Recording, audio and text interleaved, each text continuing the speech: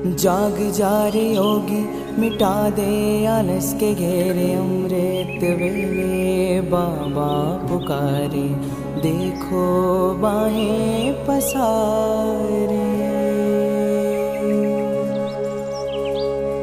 बाबा प्यार तुम्हारा अमृत वेले उठाता, मोहिनी रात में मुझे जगाता। प्रेम की घंटी हृदय मंदिर में बजती, परमात्मा पुकार में आत्मा सुनती। नींद पर होती योग की विजय, माया के होते सहज पराजय। आराम नहीं मिलन चाहती, बाबा संग आत्मा खिल जाती।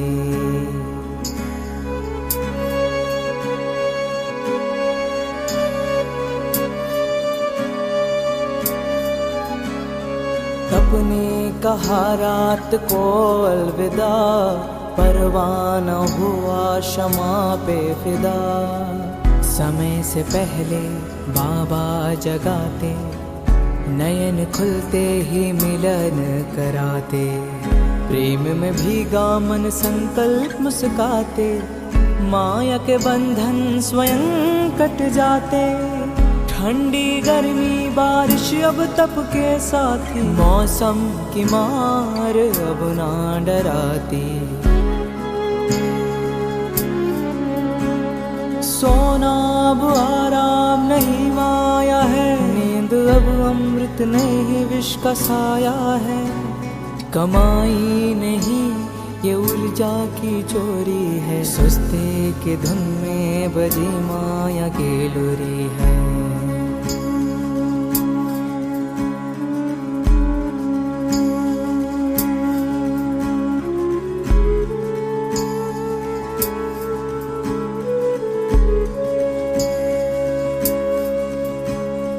आराम की चाह वो रूह की लाचारी है, तप की राह में मन की हेरा फेरी है। जागृत में विश्व कल्याण का सूत्र हूँ, ब्रह्म मुहूर्त का प्रहरी मैं शिव पुत्र हूँ। सकल विश्व को तप से भरता, अमृत वेला में तपस्वी जलता। संकल्प से उठता नवयुग की नींव रखता, तप के ईंटों से स्वर्णिम स्वराज्य रचता। नींद की घड़ी अब बीत चुकी है, माया की छाया अब मिट चुकी है। वर्तमान में जलती है आत्मा की मशाल, मैं हूँ जागृत यही मेरा कमाल। बाबा की याद में स्वयं को गढ़ता, योग अग्नि से आलस को राख करता। मैं अब सुनहरी राह मैं हो रहा हूँ, मैं अब खो नहीं रहा मैं जाग रहा हूँ। जाग जा रे योगी, मिटा दे आलस के घेरे। अमृत वेले बाबा पुकारे, देखो बाहें पसारे।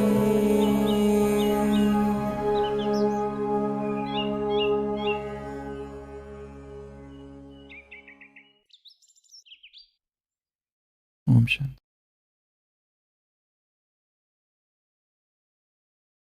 समंदर से पूछा किसी ने, तुम नीला रंग क्यों पहने हुए हो? यह तो मातम का रंग है। समंदर से पूछा किसी ने, तुम नीला रंग क्यों पहने हो? यह तो मातम का रंग है। और तुम निरंतर उबलते क्यों रहते? वो कौन सी आग है जो तुम्हें उबालती है? समंदर ने कहा, मेरे महबूब से बिछड़कर मैं उदास हूं, इसलिए नील पड़ गए। और वह प्यार की आग है जिसमें मैं खोलता हूं।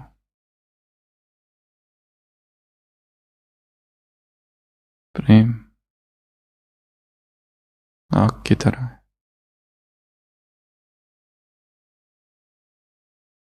जिसमें समंदर कह रहा है मैं उबलता रहता हूं, महबूब से दूर हूं, इसलिए उदास हूं और इसलिए नीला पड़ गया हूं।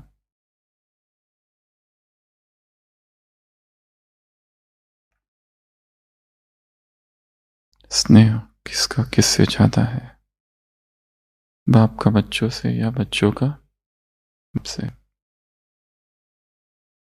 ये मुरली की पहली लाइन है। स्नेह अलौकिक पंख प्रदान करता है, डिवाइन विंग्स। स्नेह में रूहानी आकर्षण है, डिवाइन अट्रैक्शन। स्नेह चुंबक है, डिवाइन मैग्नेट, जो क्या करता है, खींचता है।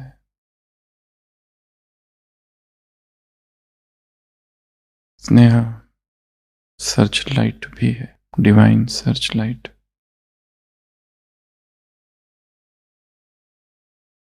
स्नेह में कोई गणित नहीं, स्नेह में कोई सौदा नहीं है, स्नेह में कोई तर्क नहीं होता।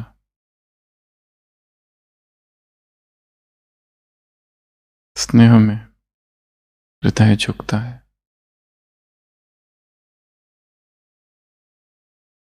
और इसी स्नेह की चर्चा बाबा कहते हैं।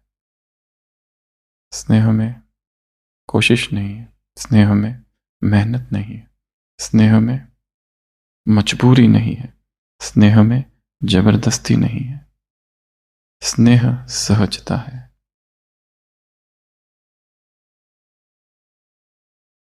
और ब्रह्मा कुमार या ब्रह्मा कुमारी जीवन की शुरुआत ही स्नेह से है, और इसी स्नेह ने तुमको नया जन्म दिया है।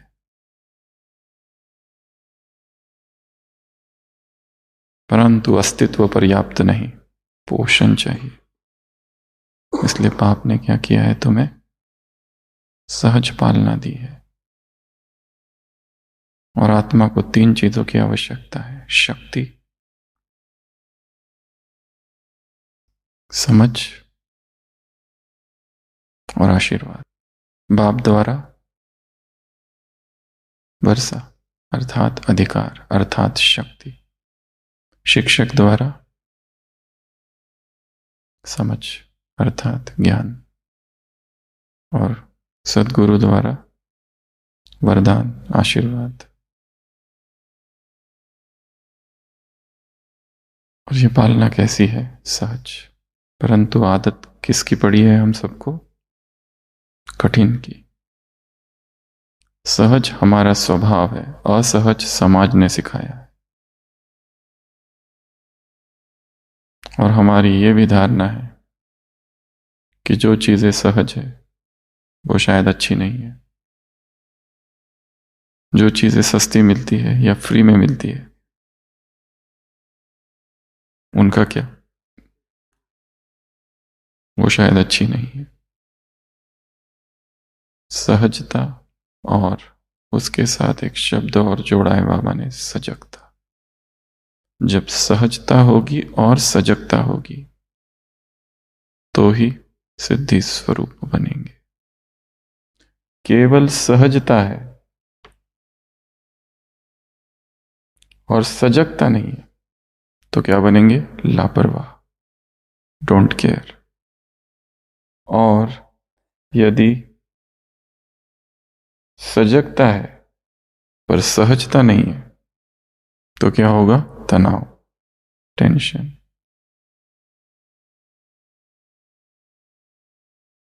इसलिए आत्मा के मुक्ति के 2 साधन हैं, एक सहजता और दूसरा सजगता। जब हम सजग नहीं होते तो क्या हो जाता है, मूर्छित, अपनी स्थिति से नीचे आ जाते। फिर छोटी परिस्थितियां, व्यक्ति, साथी, सब क्या अनुभव होते? पहाड़। तब वो महारथी नहीं रहता, क्या बन जाता है? मूर्छित।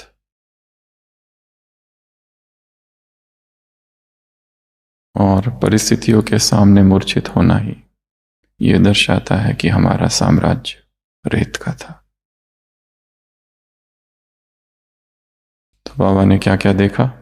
Divine birth, divine love, divine search light, divine horoscope, जन्मपत्री देखी, डिवाइन अट्रैक्शन, रूहानी आकर्षण, डिवाइन मैग्नेट, चुंबक, रहम, राहत, डिवाइन ब्लेसिंग।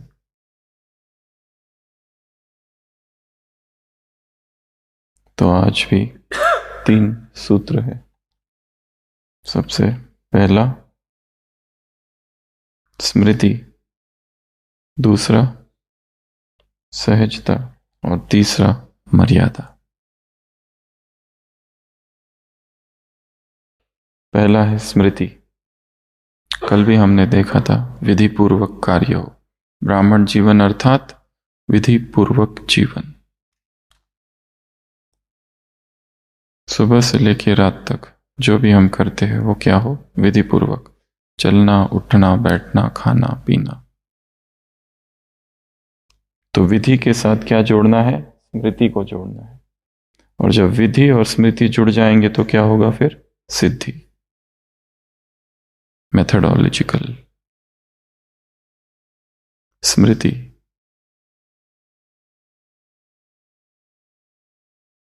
मूर्छित नहीं, क्योंकि जिस समय यदि कोई महारथी कहलाता है और वो मूर्छित है तो उस समय वो महारथी नहीं है। फिर महारत का मापदंड सजगता है, अवेयरनेस, अटेंशन, निरंतर अटेंशन, केयरफुल वॉकिंग, माइंडफुलनेस, वॉचफुलनेस। तो विधि और स्मृति तो क्या होगी? सिद्धि। स्मृति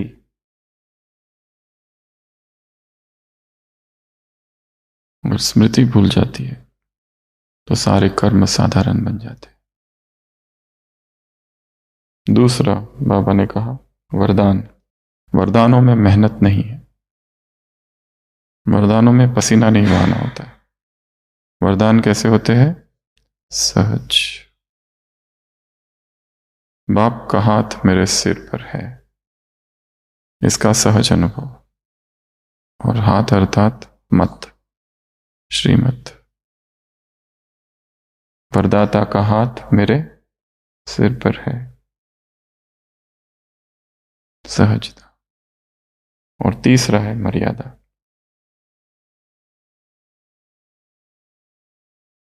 मर्यादा पूर्वक जीवन। ये 3 सूत्र हैं।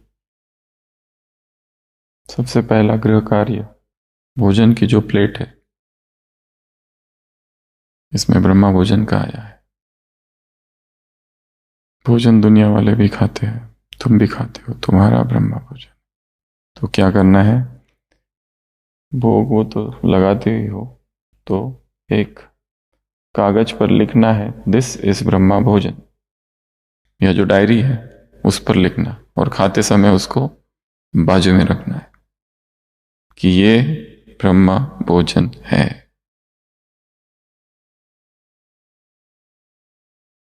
वहां क्या लिखा है भंडारे के ऊपर? मणि भाई क्या लिखा है?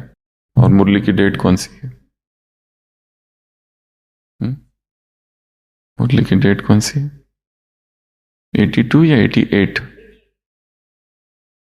16 फरवरी 1988। ये ब्रह्मा भोजन है, ये दुखभंजक भोजन है, इसमें दवा है तो दुआ भी है। अगर याद में रह के खाएंगे तो स्थिति नीचे ऊपर नहीं होगी। सब माताएं किचन में भंडारे में सेवा करती है ना, वहां लगा है ना बोर्ड,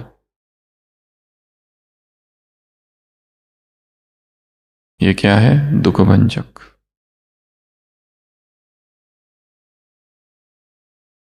दवा है और दुआ है, दोनों है उसमें। तो क्या लिखना है? जो भी खा रहे उसको प्रेम भाव से स्वीकार करना है, कृतज्ञता के भाव से स्वीकार करना है।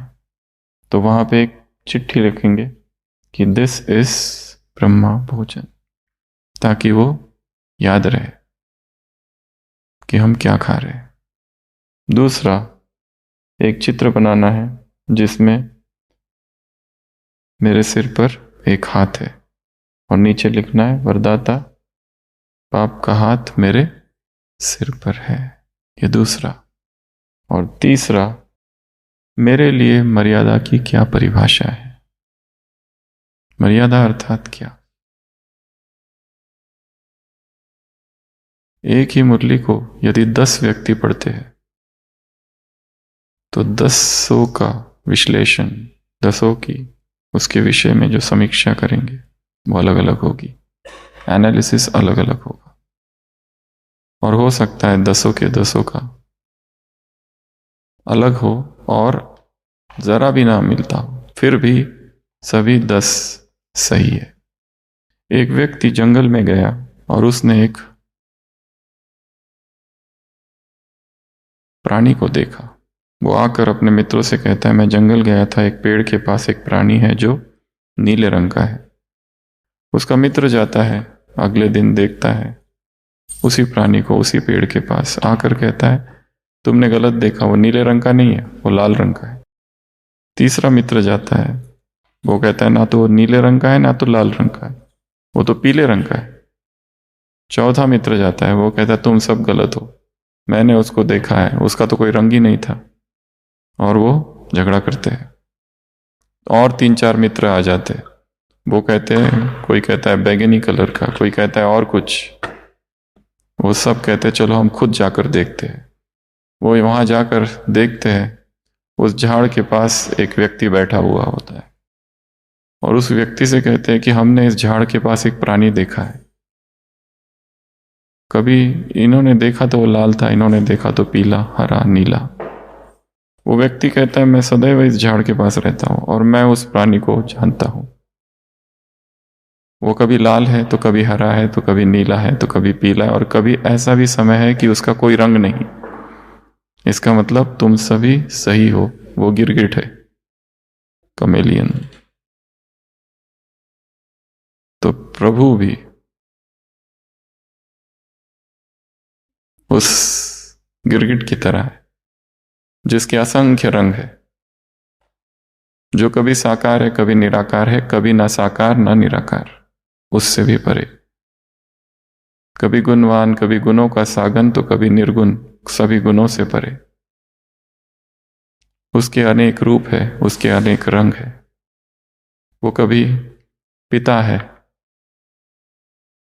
तो अधिकार देता है, तो कभी शिक्षक है ज्ञान देता है, तो कभी सद्गुरु है आशीर्वाद देता है। और जीवन में ये तीनों ही रंग आवश्यक है। ये तीनों ही शक्ति आत्मा को पूर्ण करती है, शक्ति, समझ और वरदान।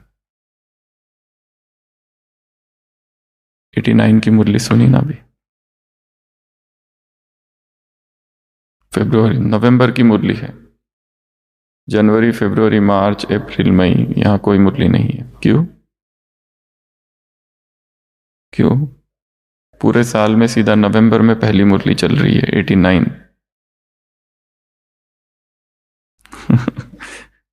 बच्चे तैयार नहीं थे इसलिए। खाली 15 मुरली है बस। क्यों? इससे पहले तक 15 मुरलियां कभी नहीं थी। कम से कम 21 तो थी, उससे पहले 28 थी। 87, 28, 89, 88, 21, अभी 89, 15। तो शरीर का भी हिसाब किताब है। तो उसके अनेक रूप है। और एक ही व्यक्ति एक ही दिन में उसके अनेक रूप अनुभव कर सकता है। कभी वो सागर, कभी वो सूर्य, कभी वो पिता, कोई संबंध, तो कभी कुछ भी नहीं, केवल प्रकंपन, केवल वाइब्रेशंस, प्योर वाइब्रेशंस। कभी वो व्यक्ति तो कभी केवल एक प्रेजेंस, एक उपस्थिति,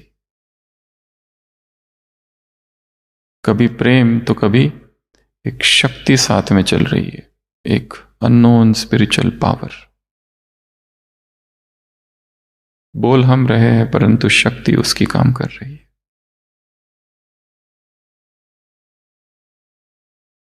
तो उसके असंख्य रूप है। कोई ये नहीं कह सकता कि मैंने उसे पूरा जान लिया। वो अनंत है, अनंत का सागर है, रहस्यों का सागर है, बहुरूपी है। उसके कितने रूप है, असंख्य रूप है। किसको कैसा, किसको कैसा, किसको कैसा। वो तो कुछ ही बच्चे हैं जो उसको जानते, असंख्य तो संसार में वो है जो उसे जानते नहीं है, फिर भी उसकी आराधना करते हैं, उसकी पूजा करते हैं, उसके प्रति जीवन समर्पित कर देते हैं, सब कुछ उसके लिए करते हैं। मिस्टेकन आइडेंटिटी, परंतु उसे जानते नहीं, परंतु करते सब उसके लिए। परंतु उसे भी तो पता है ये सब मेरे लिए करते हैं। वो पूजा भले किसी कर रहे हो, पत्थर की कर रहे हो, परंतु उसे तो पता है ना। इसलिए वो जाके रही भावना जैसी, प्रभु मूर्ति अति न देख ही तैसी, उनको अपनी भक्ति का फल तो जरूर देता है। वो भी बंधा हुआ है, तो कोई जिस भाव से उसको पूजेगा, जिसकी आराधना करेगा, वो उसी भाव से उसके सामने प्रकट होगा। और ये उसका वायदा है। तो आज ये 3 कार्य है।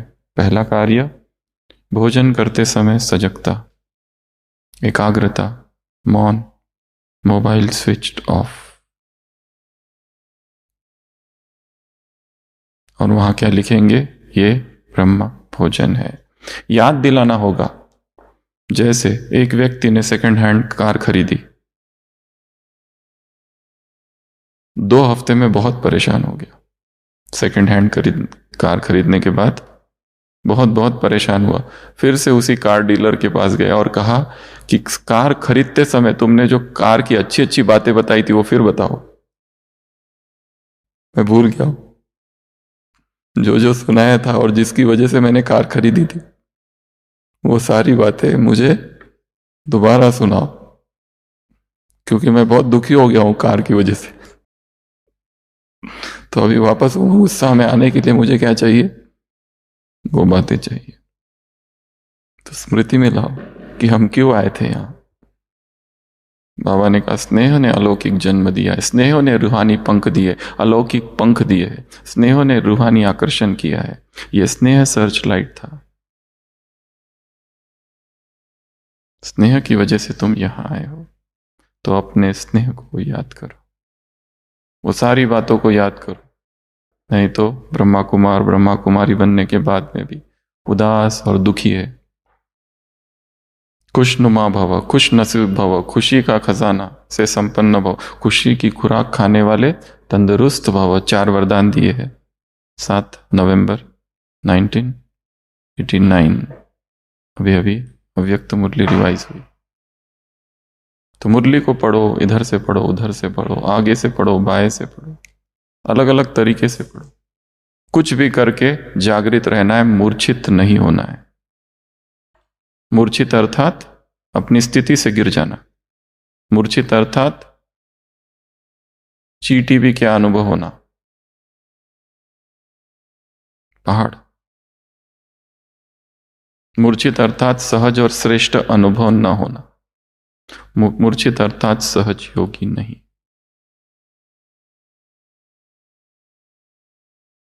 एक व्यक्ति स्वप्न देखता है और उसको देखता है कि लॉटरी लग गई। तीनों को एक ही जैसा स्वप्न आता है, लॉटरी लग गई। वो कहते हैं क्या करोगे। पहला कहता है मैं विदेश घूमूंगा, दूसरा कहता है मैं महल बनाऊंगा, तीसरा होता है भारतीय। वो कहता है जो 10 लाख रुपए मिले स्वप्न में, मैं फिर से सो जाऊंगा, हो सकता है कि और एक 10 लाख मिल जाए। तो सोने की आदत और स्वप्न देखने की आदत बहुत गहरी है। मूर्छित होना जैसे स्वभाव बन गया है, सोए सोए रहते हैं।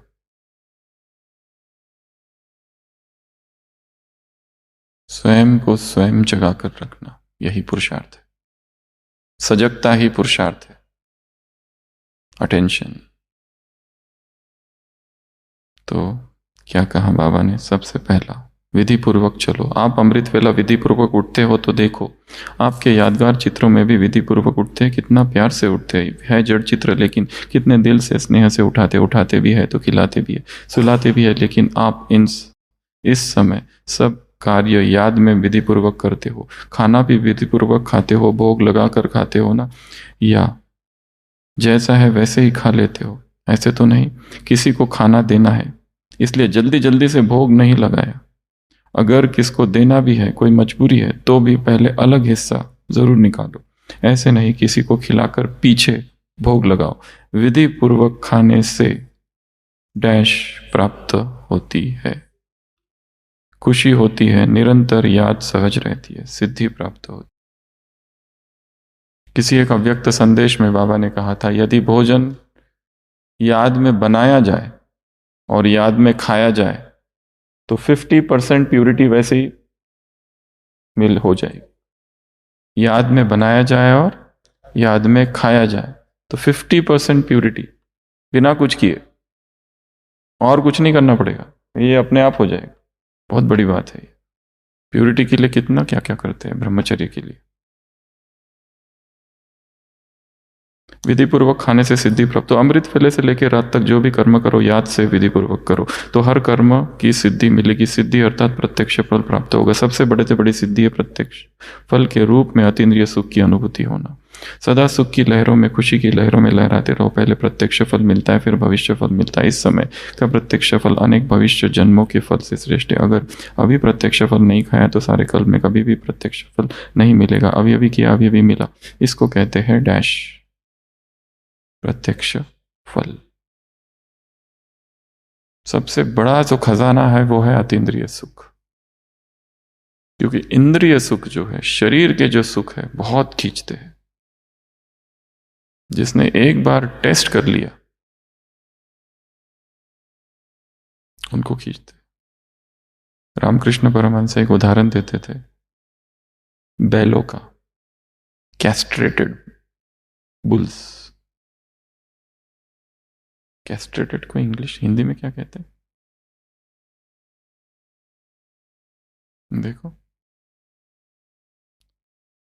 तो एक वो है जो बचपन से वर्जिन, एक वो है जो कैस्ट्रेटेड है। जैसे ही गाय गुजरती है उनमें उत्तेजना उत्पन्न होती है, परंतु किस में? जिन्होंने भोग विलास का जीवन जिया था उनमें। पर बाद में उनको एक शब्द है कैस्ट्रेटेड के लिए, नपुंसक। बाद में वो, और जो दूसरे होते हैं जिनको विकार का कोई अनुभव ही नहीं है, जैसे कुमार या कुमारियां, उनमें कोई उत्तेजना नहीं होती उन बैलों में। पर जो भोग विलास भोग चुके हैं और बाद में उनको नपुंसक बनाया गया है, उनमें पैशन अराइज होता है, एक्साइटमेंट होती है। वो स्थिर नहीं बैठते।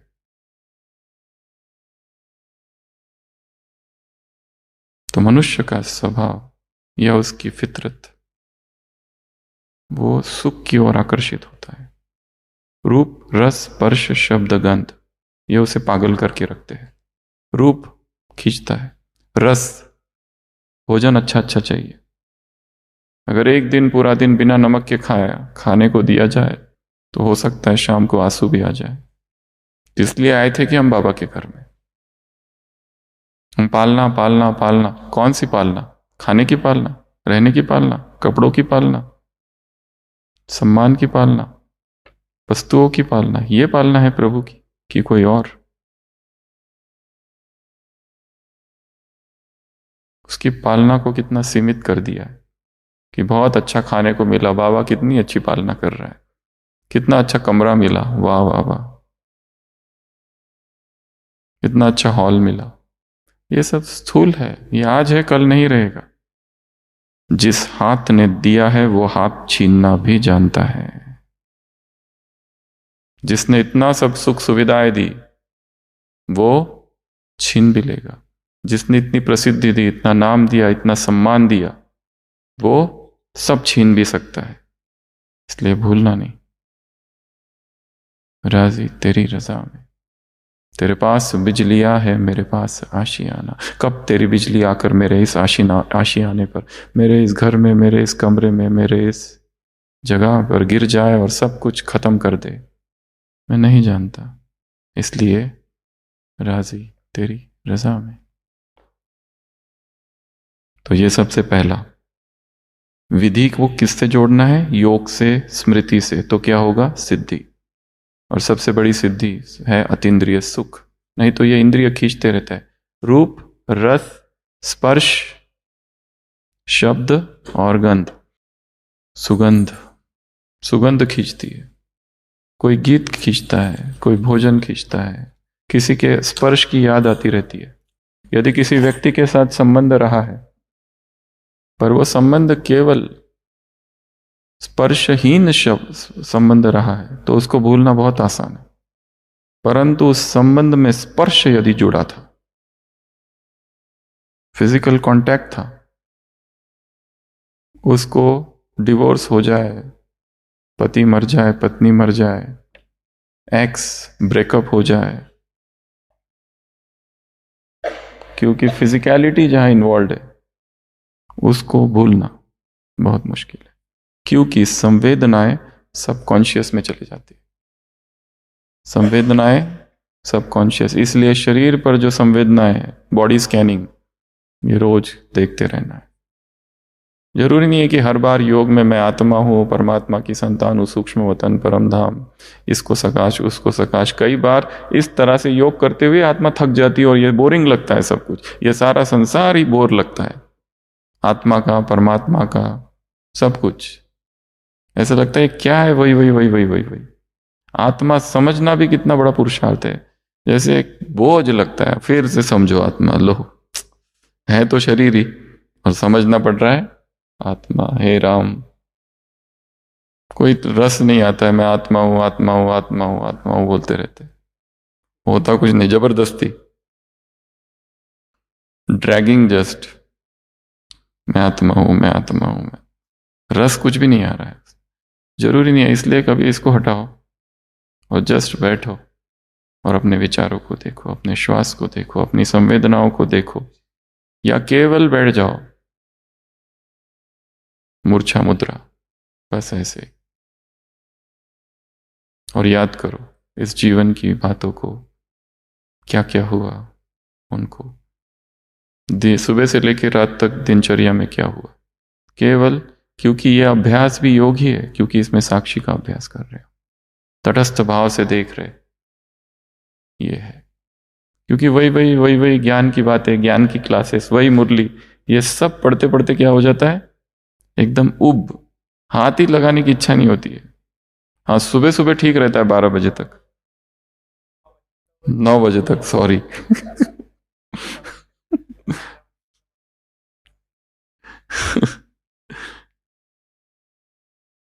फिर यहां तक हम इंडिपेंडेंट है, फिर वहां के इसके उसके भरोसे होने लगते हैं, इसके भरोसे उसके भरोसे और खुद राम भरोसे शाम तक। दूसरा, विधि पूर्वक चलो। यह वरदान की विशेषता है कि वरदानों को कभी मेहनत नहीं करनी पड़ती। जब भक्त आत्माएं भी मेहनत कर थक जाती है तो बाप से वरदान ही मांगते। आपके पास भी जब लोग आते योग लगाने की मेहनत नहीं करना चाहते तो क्या भाषा बोलते, कहते हैं सिर्फ हमें वरदान दे दो, माथे पर हाथ रख दो। आप ब्राह्मण बच्चों के ऊपर वरदाता बाप का हाथ सदा है, श्रेष्ठ मत का हाथ है। स्थूल हाथ तो 24 घंटे नहीं रखेंगे ना, यह बाप के श्रेष्ठ मत का वरदान रूपी हाथ सदा बच्चों के ऊपर है। अमृत वेले से लेकर रात को सोने तक हर श्वास के लिए, हर संकल्प के लिए, हर कर्म के लिए श्रेष्ठ मत का हाथ ही है। इसी वरदान को विधि पूर्वक चलाते चलो तो कभी भी मेहनत नहीं करनी पड़ेगी। मेहनत नहीं, संघर्ष नहीं, परंतु आदत कौन सी पड़ गई है, युद्ध करने की। कोशिश करते हैं, कोशिश करने की, युद्ध करने की, मेहनत करने की, पसीना बहाने की, असहजता की। जबकि बाबा कह रहे हैं सब सहज हो, अनुभव करो कि मेरे सिर पर एक हाथ है, एक अदृश्य शक्ति साथ साथ चल रही है। बस छोटा सा संकल्प, इसमें और कुछ नहीं जोड़ना।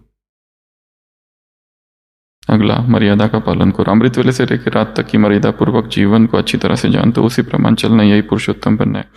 जब नाम ही पुरुषोत्तम, नाम क्या है?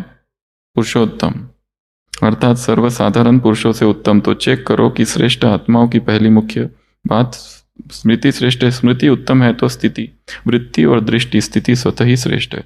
स्मृति की मर्यादा को जानते हो, मैं भी श्रेष्ठ आत्मा और सर्व भी एक बाप की श्रेष्ठ आत्मा है। वैरायटी आत्मा है, वैरायटी पार्ट बजाने वाली। कितना अच्छा वाक्य, वैरायटी आत्मा है, वैरायटी पार्ट।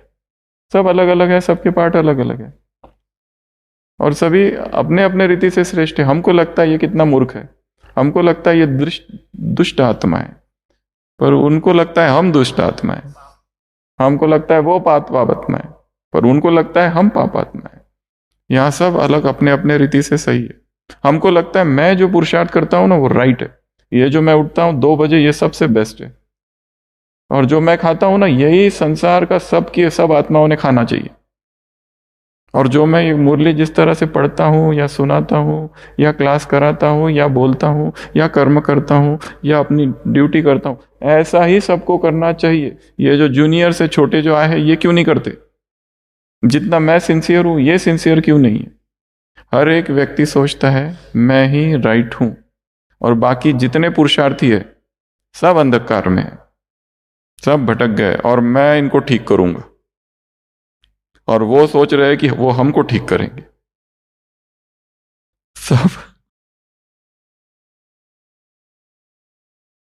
सब बिजी है एक दूसरे को ठीक करने में।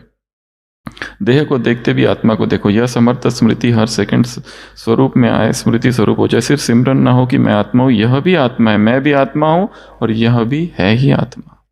ये सब आत्मा है, सबके वैरायटी पार्ट है। इसमें अच्छा बुरे की बात ही नहीं है, बस साक्षी भाव, उपराम साक्षी। ये गलत है, ये हमको किसने अधिकार दिया है ये डिसाइड करने का? ये राइट है, ये रॉन्ग है, ये श्रीमत पर है, ये श्रीमत पर नहीं है, ये अच्छा करता है, वो अच्छा करता है। कौन अच्छा करता है और कौन अच्छा करता है हमें क्या पता? जज not and he shall not be judged. ये जजमेंट का हमको किसने अधिकार दिया है? हो सकता है वही राइट है, और जिसको हम अंधकार में समझते हैं वो हमेशा उजाले में था और हम ही अंधकार में थे। इसलिए देखते रहो अनडिस्टर्ब्ड। जिसको जो करना है, जिसको जो खाना है, जिसको जो करना है, जिसको जो 4 बजे उठते हैं उनको लगता है यही सही विधि, हम कम से कम 1 घंटा अच्छे से बैठते तो है, और 2 बजे वाले दिखते हैं वहां पे बाबा के कमरे में, सब सो रहे हैं। उठते तो है 2 बजे, 5 मिनट जागते और 5 मिनट के बाद निद्रा चालू हो जाती है। इनसे तो अच्छे हम हैं, और फिर दिन में भी सोते रहते हैं क्योंकि सुबह 2 बजे उठे थे। उनसे तो हम अच्छे हैं, उनका अपना तर्क है। सबके अपने अपने तर्क है और सबके तर्क राइट है। हम कह ही नहीं सकते कि तुम गलत हो। इस पहली स्मृति की मर्यादा को सदा निर्विघ्न बनाती है और औरों को भी श्रेष्ठ स्मृति के समर्थन के वाइब्रेशन फैलाने के निमित्त बन जाते हैं, जिससे और भी निर्विघ्न बन जाते हैं। तो आज के ये 3 सूत्र हैं। सबसे पहले बताया स्मृति, और उसके साथ क्या जोड़ो? विधि सिद्धि। दूसरा बताया वरदान का अनुभव करो पर सहजता से अनुभव करो, सहजता ही योगी जीवन है। और तीसरा बताया मर्यादा। तो होमवर्क में मर्यादा की परिभाषा क्या है मेरे लिए? व्हाट इज मर्यादा फॉर मी? मैं क्या सोचता हूं? आज की कविता। अच्छा, वो कौन सी मुरली अभी तक नहीं दिखी मिली? पुरुषार्थ के मौसम वाली एक ही मुरली है जिसमें बाबा ने कहा ये पुरुषार्थ का मौसम है। पुरुषार्थ शब्द तो 1000 बार मिल जाएगा, सर्च करो तो। मौसम शब्द 2000 बार मिल जाएगा, पर पुरुषार्थ का मौसम है ये कोई तो मुरली एक है 2010 और 2020 के 17 के बीच की, जिसमें दोनों शब्द एक साथ है। ओम शांति। आज की कविता का शीर्षक है पुरुषार्थ का मौसम। ऐसे तो चल ही रहा है, देख रहे हैं आप सब पुरुषार्थ का मौसम। तो उसमें भी विशेष क्या क्या पुरुषार्थ किया जा सकता है और हम सब कर भी रहे हैं, तो उसके संबंध में कुछ एक पॉइंट्स हैं और आप सभी को जो भी पॉइंट सुनाए उसके बाद में लास्ट में ये बोलना है पुरुषार्थ का मौसम। असंभव को संभव, कौड़ी से हीरा, पतिश से पावन, मनुष्य देवता बन सकते हैं क्योंकि पुरुषार्थ का मौसम है। साकाश देने की सेवा, हजारों मील दूर बैठी आत्माओं को बाबा का संदेश दे सकते हैं क्योंकि का मौसम अब है। अनेक आत्माओं के लिए पद्मों की कमाई जमा कर सकते हैं। Highest, holiest, richest in the world बन सकते हैं क्योंकि मौसम अब है। बीज रूप, बिंदु रूप, फरिश्ता स्थिति, लवलीन स्थिति का अनुभव कर सकते हैं क्योंकि का मौसम अब है। कांटों के जंगल को फूलों का बगीचा, रेगिस्तान में हरियाली की बहार ला सकते हैं क्योंकि मौसम अब है। विकारों पर विजय, संस्कारों का परिवर्तन कर माया जीत, जगत जीत बन सकते हैं क्योंकि पुरुषार्थ का मौसम अब है। रहम दिल, परोपकारी, विश्व कल्याणकारी, सर्व खजानों के दाता, भाग्य विधाता, वरदाता, नष्टो मोहा बन सकते हैं क्योंकि मौसम अब है। अमृत वेला पावरफुल योग, मुरलियों की स्टडी, मनन चिंतन कर बाप समान बन सकते हैं क्योंकि मौसम अब है। ओम शांति।